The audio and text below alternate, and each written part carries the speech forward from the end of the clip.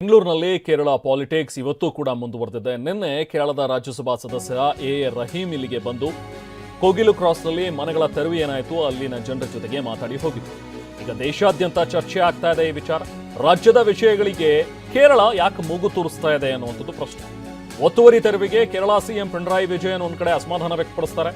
ಅದಾದ ನಂತರ ನಿನ್ನೆ ಸಂಸದರು ಭೇಟಿ, ಇದೀಗ ಕೇರಳ ಶಾಸಕರು ಕೂಡ ಭೇಟಿ ಕೊಟ್ಟಿದ್ದಾರೆ. ಕೇರಳದ ಹಾಲಿ ಶಾಸಕ ಕೆಟಿ ಜಲೀಲ್ ಭೇಟಿ ಕೊಟ್ಟು ಅಲ್ಲಿನ ಜನರ ಜೊತೆಗೆ ಮಾತಾಡಿದ್ದಾರೆ. ಮುಸ್ಲಿಮರ ಜೊತೆಗೆ ಚರ್ಚೆ ಮಾಡ್ತಾ ಇದ್ದಾರೆ ಕೇರಳ ಶಾಸಕ ಜಲೀಲ್ ಅಂತ ಹೇಳಿ. ಸಂತ್ರಸ್ತರ ಸಮಸ್ಯೆ ಆಲಿಸಿದ್ದಾರೆ. ಅಲ್ಲಿ ಈಗ ಸಂತ್ರಸ್ತರ ಪರಿಸ್ಥಿತಿ ಹೇಗಿದೆ ಅಂತೆಲ್ಲ ಮಾತಾಡಿ ಅವರಿಗೆ ಸಮಾಧಾನ ಹೇಳುವಂತಹ ಒಂದು ಪ್ರಯತ್ನವನ್ನ ಜಲೀಲ್ ಅವರು ಮಾಡ್ತಾ ಇದ್ದಾರೆ. ಸೊ ಹೀಗೆ ಈಗ ಇರುವಂತಹ ಪ್ರಶ್ನೆ ಅಂದ್ರೆ ಎರಡು ವಿಚಾರಗಳು. ಒಂದು, ನಮ್ಮ ಕರ್ನಾಟಕದ ವಿಚಾರ ಬೆಂಗಳೂರಿಗೆ ಸಂಬಂಧಪಟ್ಟಿರುವಂಥದ್ದು, ತೆರವು ಮಾಡಿದರೆ ಅದನ್ನ ಅಡ್ರೆಸ್ ಮಾಡಬೇಕಾಗಿರುವಂಥವರು ನಮ್ಮ ಈ ಭಾಗದ ಜನಪ್ರತಿನಿಧಿಗಳು, ನಮ್ಮ ಸರ್ಕಾರದಲ್ಲಿರುವಂತಹ ನಾಯಕರುಗಳು. ಆದರೆ ಅವ್ರುಗಳು ಯಾರೂ ಬರ್ತಾ ಇಲ್ಲ. ಅವ್ರು ಬರಬೇಕು ಅನ್ನುವಂಥದ್ದು ಇಲ್ಲಿನ ಜನರ ಪಟ್ಟು. ಬಟ್ ಇದುವರೆಗೂ ಕೂಡ ಯಾವೊಬ್ಬ ಜನಪ್ರತಿನಿಧಿ ಕೂಡ ನಮ್ಮವರು, ನಮ್ಮ ಕನ್ನಡದವರು, ಬೆಂಗಳೂರಿನ ಜನಪ್ರತಿನಿಧಿಗಳು ಯಾರೂ ಕೂಡ ಅಲ್ಲಿ ಹೋಗಿ ಸಮಸ್ಯೆಯನ್ನು ಆಲಿಸಿಲ್ಲ. ಇದು ಒಂದು ವಿಚಾರ. ಇನ್ನೊಂದು ವಿಚಾರ, ಕೇರಳದವರಿಗೆ ಯಾಕೆ ಬೇಕು ಈ ಒಂದು ವಿಚಾರ ಇಟ್ಕೊಂಡು ಕೇರಳದವ್ರು ಏನು ಪಾಲಿಟಿಕ್ಸ್ ಮಾಡ್ತಾ ಇದಾರ, ಕೇರಳದವ್ರಿಗೆ ಏನು ಕೆಲಸ ಇಲ್ಲಿ ಅನ್ನುವಂಥದ್ದು ಎರಡನೇ ವಿಚಾರ. ಯಾಕಂದ್ರೆ ಒಂದು ಕಡೆ ಸಿಎಂ ಸ್ವತಃ ಪಿಣರಾಯಿ ವಿಜಯನ್ ರಿಯಾಕ್ಟ್ ಮಾಡ್ತಾರೆ, ಇದಕ್ಕೆ ಟ್ವೀಟ್ ಮಾಡ್ತಾರೆ, ಖಾರವಾಗಿ ಪ್ರತಿಕ್ರಿಯಿಸ್ತಾರೆ. ಬುಲ್ಡೋಸರ್ ನೀತಿಯನ್ನು ಅನುಸರಿಸ್ತಾ ಇದೆ ಕಾಂಗ್ರೆಸ್ ಸರ್ಕಾರ ಇಲ್ಲಿ ಅನ್ನುವಂಥದ್ದನ್ನು ಹೇಳ್ತಾರೆ. ಅದಾದ ನಂತರ ಕಾಂಗ್ರೆಸ್ನ ನಾಯಕರುಗಳು ಮಾತಾಡ್ತಾ ಇದ್ದಾರೆ. ಹೌದು, ಅಫ್ಕೋರ್ಸ್ ಸಂತೋಷ್ ಲಾಡ್ ಮಾತಾಡಿದ್ರು, ಪ್ರಿಯಾಂಕ್ ಖರ್ಗೆ ಮಾತಾಡಿದ್ರು, ಸಿಎಂ ಸಿದ್ದರಾಮಯ್ಯ ಅವರು ಕೂಡ ರಿಯಾಕ್ಟ್ ಮಾಡಿದ್ರು. ಬಟ್ ಯಾವೊಬ್ಬ ಜನಪ್ರತಿನಿಧಿಯು ಕೂಡ ಇಲ್ಲಿ ಬಂದು ಎಕ್ಸಾಕ್ಟ್ ಆಗಿ ಏನಾಗಿದೆ, ಹೌದು ನೀವು ಹೇಳೋ ಹಾಗೇನೆ ಇಲ್ಲಿ ಅಕ್ರಮವಾಗಿ ಇವರು ಮಾಡ್ಕೊಂಡಿದ್ರು ಮನೆಗಳನ್ನ, ಅದಕ್ಕೆ ನಾವು ತೆರವು ಮಾಡಿದೀವಿ ಅನ್ನುವಂಥದ್ದು ವಿಚಾರ. ಬಟ್ ಸ್ಟಿಲ್ ಇವರೆಲ್ಲರೂ ನಿಮ್ ಜನಾನೇ ಅಲ್ವಾ, ನೀವು ಯಾಕೆ ಬಂದು ನಿಮ್ಮ ಜನಗಳ ಹತ್ರ ಮಾತಾಡ್ತಾ ಇಲ್ಲ ಅನ್ನುವಂಥದ್ದು ಪ್ರಶ್ನೆ. ಒತ್ತುವರಿ ತೆರವಿಗೆ ನೂರಾರು ಕುಟುಂಬಗಳಿಗೆ ಬೀದಿಗೆ ಬಿದ್ದಿದೆ. ಮನೆ ನಾಶ ಆದ್ರೂ ಕೂಡ ಪಾಪ ಅಲ್ಲೇ ಟಾರ್ಪಲ್ ಹಾಕೊಂಡು ಜೀವನ ಮಾಡ್ತಾ ಇದ್ದಾರೆ ಜನ. ನಾವಿಲ್ಲಿ ಬಿಟ್ಟು ಹೋಗಲ್ಲ, ನಾವು ಈ ಜಾಗ ಬಿಟ್ಟು ಅಂತ ಹೇಳ್ತಾರೋ. ಈ ಲೇಔಟ್ ಬಿಟ್ಟು ನಾವು ಕದಲಲ್ಲ, ಇಲ್ಲಿಗೆ ಬರಬೇಕು, ನಮ್ಮ ಜನಪ್ರತಿನಿಧಿಗಳು ನಮ್ಮ ಜೊತೆಗೆ ಮಾತಾಡಬೇಕು ಅನ್ನೋದು ಇವರ ಒಂದು ಬಿಗಿಪಟ್ಟು. ಇವ್ರು ಕೇಳ್ತಿರೋದ್ರಲ್ಲೂ ಅರ್ಥ ಇದೆ. ಅವ್ರು ಹೇಳೋದು, ನಾವು ಇಂದು ನಿನ್ನೆ ಬಂದು ಇಲ್ಲಿ ಇರೋರಲ್ಲ, ನಾವು ಸುಮಾರು 30 ವರ್ಷದಿಂದ ಇಲ್ಲಿದ್ದೀವಿ, ಆಧಾರ್ ಕಾರ್ಡ್ ನಮಗೆ ಮಾಡಿಕೊಟ್ಟಿದ್ದಾರೆ, ಇಲ್ಲಿ ವೋಟರ್ ಐಡಿ ಇದೆ, ನಾವು ಹೋಗಿ ವೋಟ್ ಹಾಕ್ತೀವಿ ಅಂತ ಹೇಳ್ತಾರೆ. ಸೊ ವೋಟ್ ಹಾಕಿಸ್ಕೊಂಡಿರೋರು ಎಲ್ಲಿ ಹಾಗಾದ್ರೆ? ಯಾಕೆ ಅವ್ರು ಬಂದು ನಿಮ್ಮ ಹತ್ರ ಮಾತಾಡ್ತಾ ಇಲ್ಲ ಅನ್ನುವಂಥದ್ದು ಈಗಿರುವಂತ ಪ್ರಶ್ನೆ. ಸರ್, ಸರ್ಕಾರದಿಂದ ಅಂತಕ್ಕೂ ಯಾವುದು ವ್ಯವಸ್ಥೆ ಏನು ಊಟದೇನು ಗಂಜಿ ಕೇಂದ್ರಗಳು ಯಾವುದು ಮಾಡಿಲ್ಲ. ಎಎಂಎಂ ಅನ್ನೋರು ಅವರು ಊಟದ ವ್ಯವಸ್ಥೆ ಮಾಡ್ತಾ ಇದ್ದಾರೆ ಎಲ್ಲರಿಗೂ. ಆಮೇಲೆ ಯಾರೋ ಬಂದು ಟಾರ್ಪಲ್ಗಳು ಅವ್ರು ಕೊಟ್ಟು, ಕೆಲವ್ರು ಕೊಟ್ಟರು, ಕೆಲವರು ದಾನಿಗಳು ಬಂದರು, ಕಂಬಳಿಗಳು, ಶಾಲುಗಳು, ಟೋಪಿಗಳು, ಸ್ವೆಟರ್ಗಳು ಕೊಟ್ಟರು. ಅಕಸ್ಮಾತಾಗಿ ಇವ್ರುಗಳು ಏನಾದರೂ ಮುನಾಜಪ್ಪನವರು, ಅಯ್ಯುಬಣ್ಣವರು, ಈ ವಸೀಮಣ್ಣವರು ಮತ್ತು ವಿಜಯಣ್ಣವರು ಆ ಡೆಮೊಲೇಷನ್ ಮಾಡೋ ದಿವಸ ಇವ್ರೇನಾದರೂ ಮುಂದೆ ಇಲ್ಲದೆ ಇದ್ದಿದ್ದರೆ ಎಷ್ಟೋ ಜನ ಅಸಹಾಯಕರಿಗೆ ತುಂಬ ಹಿಂಸೆಯಾಗಿ ತುಂಬ ನೊಂದ್ಕೊತಾ ಇದ್ರು. ಆಮೇಲೆ ಎಷ್ಟೋ ಜನ ಜೀವ ಕಳ್ಕೊಳ್ಳೋ ಒಂದು ಅಷ್ಟರ ಮಟ್ಟಿಗೆ ಹೋಗ್ಬಿಟ್ಟಿದ್ರು.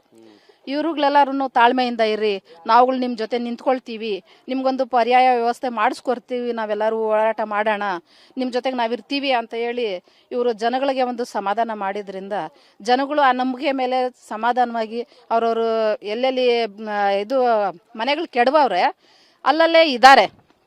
ಈ ಕೊರಿಯಾ ಚಳಿನಲ್ಲಿ ನಮ್ಮ ಜೊತೆಗೆ ನಮ್ಮ ಸಂಘಟನೆಯವರು ಸಹ ಇಲ್ಲೇ ಇದ್ದಾರೆ, ನಮ್ಮ ಜೊತೆಗಳೆಲ್ಲ ಇದ್ದಾರೆ. ಸರ್ಕಾರದವ್ರಿಗೆ ಕೇಳೋದಿಷ್ಟೇ, ನಿರಾಶ್ರಿತರಿಗೆ ಆಶ್ರಯ ಬೇಕು. ಅವ್ರೇನು ಮೂಲ ಸೌಕರ್ಯ ಸೌಲಭ್ಯಗಳನ್ನೆಲ್ಲ ಕಳ್ಕೊಂಡಿದ್ದಾರೆ, ಅದನ್ನ ಮತ್ತೆ ಅವ್ರಿಗೆ ಪಡ್ಕೊಳ್ಳೋ ಒಂದು ಹಕ್ಕಿದೆ, ಅವ್ರಿಗೆ ಕಲ್ಪಿಸ್ಕೊಡ್ಬೇಕು ಸರ್ಕಾರದು. ಇಲ್ಲಿ ಸುಮಾರು ಒಂದು 20 ವರ್ಷದಿಂದ ಇಲ್ಲಿರುವಂಥದ್ದು. 20 ವರ್ಷದಿಂದ ಅಂದರೆ ಇದು ಯಾರೋ ಬಂದು ಕೊಟ್ಟಿರೋದು ಅಥವಾ ಇನ್ನೊಂದು ಅಲ್ಲ. ಏನೋ ಖಾಲಿ ಜಾಗ ಇದೆ, ಗೋಮಾಳ ಜಾಗ, ಗೌರ್ಮೆಂಟ್ ಜಾಗ. ಸರ್ಕಾರ ಹೇಳುತ್ತಲ್ಲ, ಸರ್ಕಾರನೂ ಹೇಳುತ್ತೆ ಗೌರ್ಮೆಂಟೇ ನಿಮ್ಮದು ಅಂತ. ಅದೇ ಥರ ಬಂದು ಏನೋ ಇರೋಕ್ಕೆ ಮನೆ ಇಲ್ಲ ಅಂತ ರೋಡ್ ಮೇಲೆ ಇರೋ ಗುಡ್ಸ್ಗಳು ಹಾಕ್ಕೊಂಡಿರೋರು ಅವರು ಇವರು ಬಂದು ಇಲ್ಲೇನೋ ಒಂದು ಕಟ್ಟಡ ಕಟ್ಕೊಂಡು ಏನೋ ಒಂದು ಮಾಡ್ಕೊಂಡು ಇರ್ತಾಯಿದ್ರು. ಸೊ ಮೊನ್ನೆ 20ನೇ ತಾರೀಕು ಸಡನ್ನಾಗಿ ಏನು ಹೇಳ್ದಿರ ಮಾಡ್ದಿರ ಇಲ್ಲ ಸರ್, ಯಾವುದೇ ಥರ ನೋಟಿಸ್ ಕೊಟ್ಟಿಲ್ಲ ಸರ್. ಅಟ್ಲೀಸ್ಟ್ ನಾವು ಅವತ್ತು ಸೊ ವಿಚಾರ ರಾಷ್ಟ್ರೀಯ ಮಟ್ಟದಲ್ಲೂ ಕೂಡ ಈಗ ಸದ್ದು ಮಾಡ್ತಾ ಇದೆ. ಸ್ವತಃ ಕಾಂಗ್ರೆಸ್ ಹೈಕಮಾಂಡ್ ಈ ಬಗ್ಗೆ ಕಳವಳ ವ್ಯಕ್ತಪಡಿಸಿದೆ. ಹಿಂಗ್ ಮಾಡಿರುವಂತದ್ದು ಸರಿಯಲ್ಲ ಅನ್ನುವಂಥದ್ದನ್ನ ಕಾಂಗ್ರೆಸ್ ಹೈಕಮಾಂಡ್ ಹೇಳಿದೆ. ಈಗ ಎಚ್ಚೆತ್ತುಕೊಂಡಿದ್ದಾರೆ ಕಾಂಗ್ರೆಸ್ನ ನಾಯಕರುಗಳು. ಜಮೀರ್ ಅಹಮದ್ ಖಾನ್ ಇನ್ನೇನು ಹೋಗ್ತಾರಂತೆ, ಈಗ ಇನ್ನೂ ಕೂಡ ಬಂದಿಲ್ಲ ಅವರು. ಇವತ್ತು ಕೋಗಿಲು ಲೇಔಟ್ಗೆ ನಾನು ಹೋಗ್ತೀನಿ ಅನ್ನುವಂಥದ್ದನ್ನ ಹೇಳಿದ್ದಾರೆ. 8 ದಿನ ಬೇಕಿತ್ತ ನಿಮಗೆ ಇಲ್ಲಿ ಬಂದು ಭೇಟಿ ಕೊಡೋದಕ್ಕೆ ಅನ್ನುವಂಥದ್ದು ಇರುವಂತಹ ಪ್ರಶ್ನೆ. ಭೇಟಿ ಮಾಡಿ ನಮ್ಮ ಸಮಸ್ಯೆಗಳನ್ನ ನಾವು ಹೇಳಿದೀವಿ, ಇವತ್ತು ಸ್ಥಳಕ್ಕೆ ಬರ್ತೀವಿ ಅಂತ ಅವ್ರು ಹೇಳಿದ್ದಾರೆ ಅನ್ನುವಂಥದ್ದನ್ನ ಅಲ್ಲಿನ ಜನ ಹೇಳ್ತಾರೆ. ಸಚಿವರು ಸ್ಥಳಕ್ಕೆ ಬಂದ ಮೇಲೆ ಮುಂದೆ ನಿರ್ಧಾರ ಮಾಡ್ತೀವಿ, ನಾವು ಇಲ್ಲಿಂದ ಹೋಗ್ಬೇಕೋ ಬೇಡವೋ ಅನ್ನುವಂಥದ್ದನ್ನ ನೆಕ್ಸ್ಟ್ ತೀರ್ಮಾನ ಮಾಡ್ತೀವಿ ಅಂತ. ಇಲ್ಲಿಂದ 3 ಕಿಲೋಮೀಟರ್ ದೂರದಲ್ಲಿ ಗಂಜಿ ಕೇಂದ್ರ ತೆರೆದಿದ್ದಾರೆ. ಬಟ್ ಅಲ್ಲಿಗೆ ಹೋದ್ರೆ ಇಲ್ಲಿ ನಮಗೆ ಮತ್ತೆ ವಾಪಸ್ ಬರೋದಕ್ಕೆ ಬಿಡಲ್ಲ, ಬೇಲಿ ಹಾಕ್ಬಿಟ್ಟು ಎಲ್ಲವನ್ನೂ ಕೂಡ ಕೆಡವಾಕ್ಬಿಡ್ತಾರೆ, ನಾವು ಹೋಗಲ್ಲ ಇಲ್ಲಿಂದ ಅನ್ನುವಂಥದ್ದು ಇಲ್ಲಿನ ಜನರ ಪಟ್ಟು. ಈಗ ಕಾಂಗ್ರೆಸ್ ಹೈಕಮಾಂಡ್ ಕೂಡ ಇದ್ರ ಬಗ್ಗೆ ಮಾತಾಡಿ ಕೆ.ಸಿ. ವೇಣುಗೋಪಾಲ್ ಅವರು ಸ್ವತಃ ರಿಯಾಕ್ಟ್ ಮಾಡಿದ್ದಾರೆ ಈ ವಿಚಾರಕ್ಕೆ ಸಂಬಂಧಪಟ್ಟಂತೆ. ಈಗ ಕಾಂಗ್ರೆಸ್ನ ನಾಯಕರುಗಳು ಸ್ಥಳಕ್ಕೆ ಬರುವಂತದ್ರ ಬಗ್ಗೆ ಮನಸ್ಸು ಮಾಡ್ತಾ ಇದ್ರು, ಬಟ್ ಇನ್ನೂ ಬಂದಿಲ್ಲ, ಇನ್ನೂ ಕೂಡ ಬರೋದ್ರಲ್ಲೇ ಇದ್ದಾರೆ. ಬಹುಶಃ 8 ದಿನ ಏನಾಗಿದೆಯಲ್ಲ ಅವತ್ತಿಂದ ಹೊರಟುಬಿಟ್ಟಿದ್ರೆ ಕಾಲ್ನಡಿಗೆಯಲ್ಲಿ ಬಂದಿದ್ರು ಇಷ್ಟೊತ್ತಿಗೆ ಬಂದು ತಲುಪಿರೋರು ಇವರು. ಬಟ್ ಇದುವರೆಗೂ ಕೂಡ ಆ ಮನಸ್ಸನ್ನ ಮಾಡಿಲ್ಲ ಜನಪ್ರತಿನಿಧಿಗಳಾಗಿರೋರು. ಸರ್, ದಿನಾಂಕ 20ನೇ ತಾರೀಕು ಡಿಸೆಂಬರ್ 2025 ಶನಿವಾರ ಬೆಳಗ್ಗೆ 6 ಗಂಟೆಯಿಂದ ರಾತ್ರಿ 8 ಗಂಟೆವರೆಗೂ ಕೂಡ 300 ಮನೆಗಳನ್ನು GBA ಮತ್ತು ಜಿಲ್ಲಾಡಳಿತ ಮತ್ತು ಸರ್ಕಾರ ಮತ್ತು ಪೊಲೀಸು ಎಲ್ಲ ಸೇರಿ ಧ್ವಂಸ ಮಾಡಿ ಎಳೆ ಮಕ್ಕಳನ್ನ ಮತ್ತು ಮಹಿಳೆಯರನ್ನ, ವೃದ್ಧರನ್ನ ಇವ್ರನ್ನೆಲ್ಲ ಸೇರಿ ಚಳಿಯಲ್ಲಿ ಬೀದಿಗೆ ಬಿಟ್ಟವ್ರೆ. ಶನಿವಾರ ಲಗಾಯಿತು. ಇದುವರೆಗೂ ಕೂಡ ಸರ್ಕಾರ ಈ ಕಡೆ ಗಮನ ಕೊಡಲೇ ಇಲ್ಲ. ಇವತ್ತು ಕೂಡ ಚಳಿಯಿಂದ ಕೊರಿಯ ಮೈ ಚಳಿಯಿಂದ ಪಾಪ ಮಕ್ಕಳು ಬೀದಿಗೆ ಬಿದ್ದವ್ರೆ. ಮಕ್ಕಳಿಗೆ ಹಾಲಿಲ್ಲ, ಶುದ್ಧವಾದ ಕುಡಿಯೋ ನೀರಿಲ್ಲ, ಊಟೋಪಚಾರ ಇಲ್ಲ, ಯಾವುದೂ ಇಲ್ಲ. ನಾವು GBA ಅಧಿಕಾರಿಗಳಿಗೆ, ಕಮಿಷನರ್ನ ಮನವಿ ಕೊಟ್ಟು ಅವರಿಗೆ ಗಂಜಿ ಕೇಂದ್ರ ತೆರೀರಿ, ಪುನರ್ವಸತಿಗಾಗಿ ಅವ್ರಿಗೆ ಪರ್ಯಾಯ ವ್ಯವಸ್ಥೆ ಮಾಡಿರಿ ಅಂತೇಳಿ ಮನವಿ ಕೊಟ್ಟಿದ್ದೀವಿ. ಇದುವರೆಗೂ ಸ್ಪಂದಿಸೇ ಇಲ್ಲ. ನಿನ್ನೆ ಜಬೀರ್ ಅಹಮದ್ ಅವ್ರನ್ನ ಭೇಟಿ ಮಾಡಿ, ವಸತಿ ಸಚಿವರನ್ನ ಭೇಟಿ ಮಾಡಿ ಸಮಾಲೋಚನೆ ಮಾಡಿದ ನಂತರ ಒಂದು ಬೆಳವಣಿಗೆ ಆಗಿದೆ. ಇವರಿಗೆ ಪುನರ್ವಸತಿ ಕಲ್ಪಿಸಲಿಕ್ಕೆ CM ಹೇಳಿದ್ದಾರೆ. ಸೊ ಇವತ್ತು ಸ್ಥಳಕ್ಕೆ CM ಇಬ್ರಾಹಿಂ ಕೂಡ ಹೋಗಿದ್ರು. ಸರ್ಕಾರದ ವಿರುದ್ಧ CM ಇಬ್ರಾಹಿಂ ಸಿಡಿಮಿಡಿಗೊಂಡು ಮಾತಾಡಿದ್ದಾರೆ. ನಿವಾಸಿಗಳನ್ನ ಮುಟ್ಟಿದ್ರೆ ರಾಜ್ಯಕ್ಕೆ ಬೆಂಕಿ ಹೊತ್ಕೊಳ್ಳುತ್ತೆ ಅಂತ ಹೇಳ್ತಾರೆ. ಬಟ್ ಇವಾಗ ಪ್ರಚೋದನಕಾರಿಯಾಗಿ ಹೇಳುವಂತ ವಿಚಾರ ಅಲ್ಲ ಇದು. ರಾಜ್ಯ ಸರ್ಕಾರಕ್ಕೆ CM ಇಬ್ರಾಹಿಂ ಏನೋ ಅವ್ರದೇ ಧಾಟಿಯಲ್ಲಿ ಒಬ್ಬ ರಾಜಕೀಯ ವ್ಯಕ್ತಿಯಾಗಿ ಅವರು ಎಚ್ಚರಿಕೆಯನ್ನ ಕೊಟ್ಟಿದ್ದಾರೆ.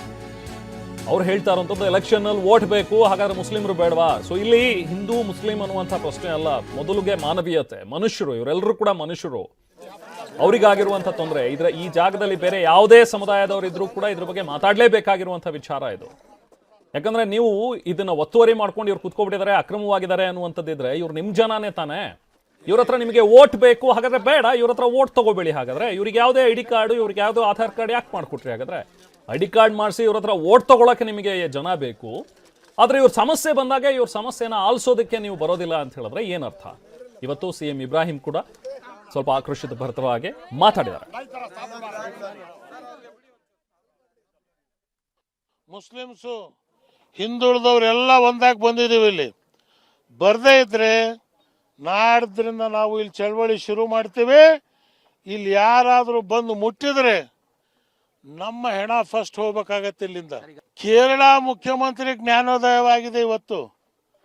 ನಮ್ಮ ಮುಖ್ಯಮಂತ್ರಿ ಸಿದ್ದರಾಮಯ್ಯನವರೇ, ನೀವು ಬಂದ್ರೇನ್ರಿ? ನಿಮಗೆ ಗೊತ್ತಿಲ್ಲ ಇಲ್ಲಿ 300 ಜನ ಬಡವರು ಸತ್ತಿದ್ದಾರೆ ಅಂತ? ಇಲ್ಲೇ ಕೃಷ್ಣ ಬೈರೇಗೌಡ ಅವನಲ್ಲ, ಕುಂಟ ಬೈರೇಗೌಡನ ಮಗ, ಇವ್ರ ಹತ್ರ ಓಟ್ ತಗೊಂಡಾಗ ನಿನಗೆ ಗೊತ್ತಿರ್ಲಿಲ್ಲನಪ್ಪ? ಇವರೆಲ್ಲ ನಿನಗೆ ಓಟ್ ಹಾಕಿ ಗೆಲ್ಸಿಲ್ವೇನ್ರಯ್ಯ? ದಲಿತರು ಓಟ್ ಬೇಕು, ಸಾಬರು ಓಟ್ ಬೇಕಾಗ ನೀವು ಕೈಕಾಲು ಕಟ್ತೀರಿ.